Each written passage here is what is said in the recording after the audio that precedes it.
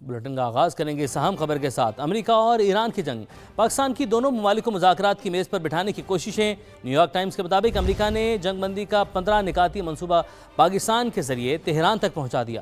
Senior ایرانی عہدیدار نے تصدیق کر دی، مذاکرات کے مقام کا تعین کرنے کے لیے مزید بات چیت جاری ہے۔ امریکی مطالبات میں ایٹمی پروگرام کا خاتمہ اور میزائل پروگرام محدود کرنا شامل ہے، جبکہ ایران نے خطے میں تمام امریکی اڈوں کے خاتمے، جنگ میں نقصانات پر ہٹ جانے کی ادائیگی سمیت 6 شرائط رکھی ہیں۔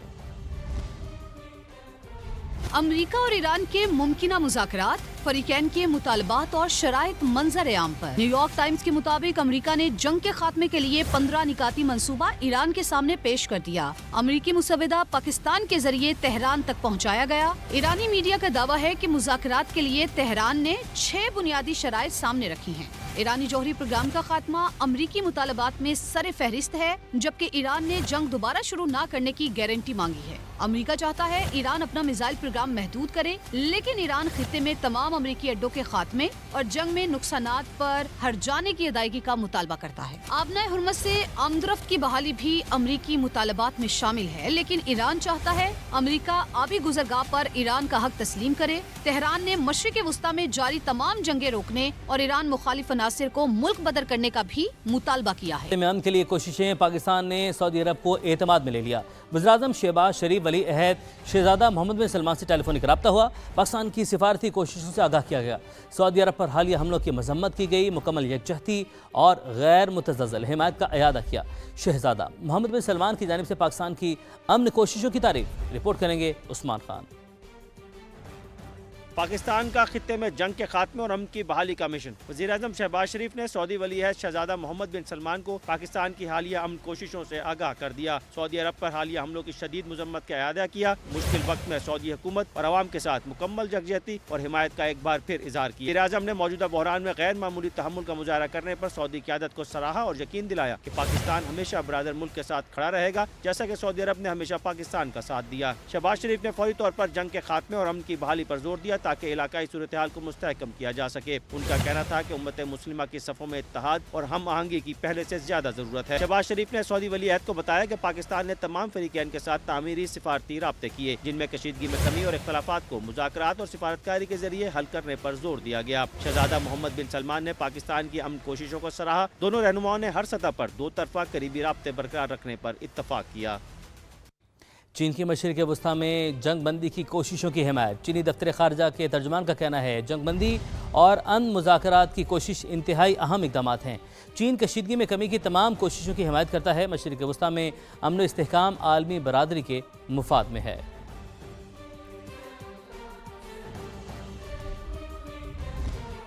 وزیراعظم شہباز شریف سے بلاول بھٹو زرداری کی اہم ملاقات۔ خطے میں کشیدہ صورتحال، سیاسی امور اور ترقیاتی منصوبوں پر تبادلہ خیال ہوا۔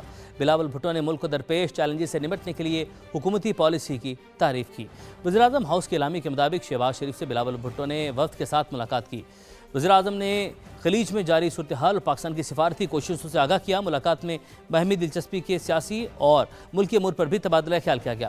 سندھ میں جاری وفاقی ترقیاتی منصوبوں کا بھی جائزہ لیا گیا۔ ذرائع کے مطابق پیپلز پارٹی کے وفد نے NFC ایوارڈ پر نظر ثانی کا معاملہ بھی اٹھایا، جس پر وزیراعظم نے مشاورت کی یقینی دہانی کروائی۔ اب آپ کو بتائیں کہ خطے میں جاری جنگ اور اس کے اثرات کم سے کم کرنے کے لیے ملک بھر میں سمارٹ لاک ڈاؤن لگانے پر غور کیا جا رہا ہے۔ توانائی اور فیول کی بچت کے لیے 1 ماہ کے لیے ہائبرڈ ورکنگ ماڈل نافذ کرنے کی بھی تجویز ہے۔ عثمان خان سے معلومات حاصل کرتے ہیں۔ عثمان، کن کن اقدامات کے اوپر غور کیا جا رہا ہے؟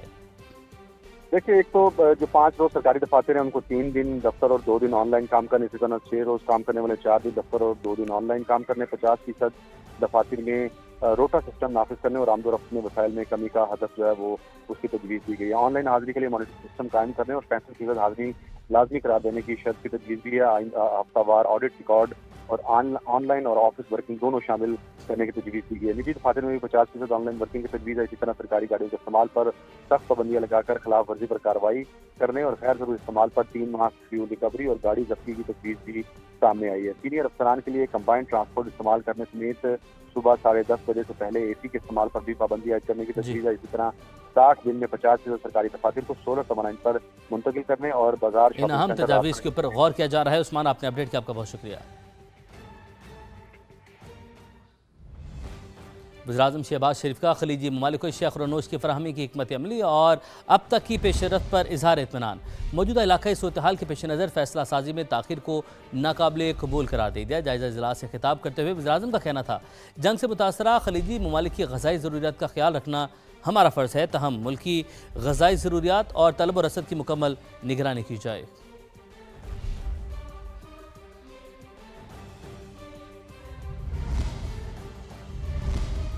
अब आपको बताते हैं कि अमेरिकी सदर के जंगी इख्तियारात महदूद करने की कोशिशें नाकाम रहीं।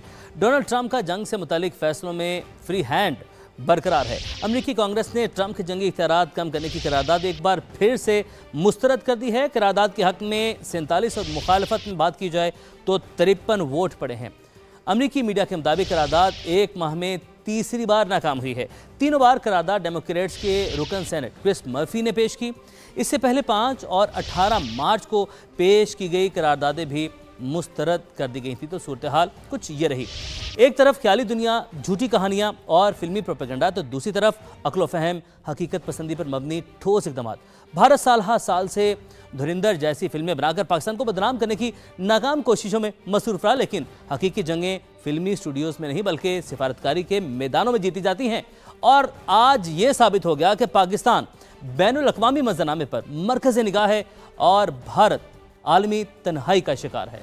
भारत नफरत बेचता रहा, पाकिस्तान आलमी अमन की जमानत देता रहा। खुद को विश्व गुरु कहलाने का शौक रखने वाला भारत आज अपनी ही हुई बिसात पर पिट चुका है। नई दिल्ली न सिर्फ आलमी तन्हाई का शिकार है, बल्कि उसका किरदार खुद को जंग के असरात से बचाने तक महदूद हो चुका है। जिस भारत ने बैनुल अक़वामी रहनुमा बनने का ख्वाब देखा था, वो दुनिया के स्टेज पर तमाशाई बनकर रह गया। भारतीय अवाम धुरिंदर जैसी झूठी फिल्में दिखाने पर मोदी जी से जवाब मांग रहे हैं, जबकि दूसरी तरफ पाकिस्तान ने अपने अमली इक़दामात से वो कर दिखाया जिसने दुनिया को हैरान कर दिया। प्रोपेगेंडे का जवाब फिल्मों से नहीं बल्कि बेहतरीन सिफारतकारी के जरिए दिया। आज पाकिस्तान आलमी स्टेज पर एक जिम्मेदार और कलीदी खिलाड़ी बनकर उभर रहा है। बहुत परफेक्ट टीम वर्क है वज़ीर-ए-आज़म शहबाज शरीफ का और फील्ड मार्शल सैयद आसिम मुनीर का, कि जिन्होंने पाकिस्तान को वर्ल्ड स्टेज पे इतना रेलेवेंट कर दिया है कि आज पाकिस्तान का नाम हर कोई इज्जत से लेता है। पाकिस्तान ने इसको ओपन एंडेड रखा है कि हम होस्ट भी कर सकते हैं और एक फैसिलिटेशन भी कर सकते हैं, मीडिएशन भी कर सकते हैं। आज इंडिया पाकिस्तान के सामने बेबसी की तस्वीर बना बैठा है। नई दिल्ली की नाम निहाद ताकत का गुब्बारा फट चुका है। मोदी सरकार की नालायकियों पर उनका अपना मीडिया उन्हें आड़े हाथों ले रहा है। आज सारी दुनिया पाकिस्तान की तरफ देख रही है और भारत कोने में पड़ा सबका मुंह देख रहा है। दुनिया देख रही है कि असली गुरु वो नहीं जो सिर्फ झूठी फिल्में बनाकर अपने अवाम को उल्लू बनाता है, बल्कि वो है जो अमल करके दिखाता है। भारत के फिल्मी प्रोपेगेंडे पर पाकिस्तान की हकीकत पसंदी भारी पड़ चुकी है।